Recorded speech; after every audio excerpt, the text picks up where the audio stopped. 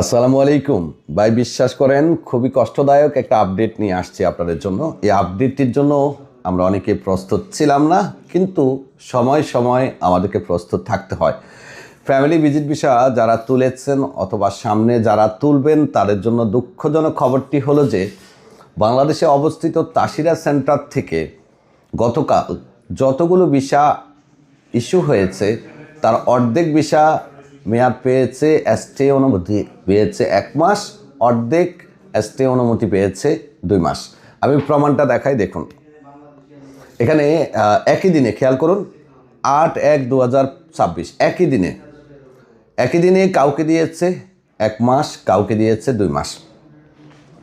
এখন কথা হলো, এই যে 1 মাস বা 2 মাসের অনুমতি নিয়ে যারা আসতেছে, এখানে বিষয়টা হলো এমন, আপনার যদি আপসিরে 1 মাসের স্টে অনুমতি থাকে তাহলে আপনি পরবর্তীতে 1 মাসের মেয়াদ বাড়ানোর সুযোগ পাবেন।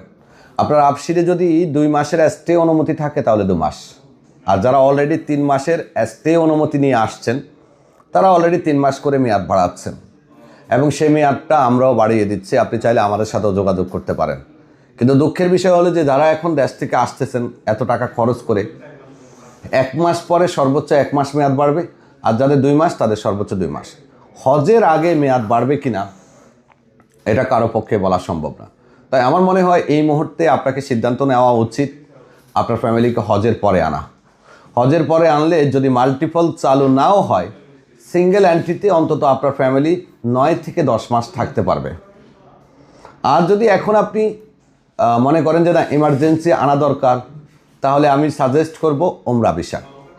কেন ওমরা ভিসা সাজেস্ট করব? আপনি জিয়ারা তুললেও আমার লাভ, ওমরা তুললেও আমার লাভ। কিন্তু আমরা ওমরা এই জন্যই সাজেস্ট করব কারণ ওমরাতে ঝামেলা কম, সময় কম, খরচও মোটামুটি একজন হলে অনেকটাই কম হয়। তো যারা ওমরাতে আনতে চান তারা আমাদের সাথে যোগাযোগ করবেন।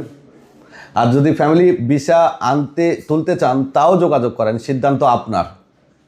তাসিরা সেন্টার যে কয়দিন মেয়াদ দিবে সেই কয়দিনে থাকতে পারবেন। ভালো থাকবেন, সুস্থ থাকবেন, আল্লাহ হাফেজ।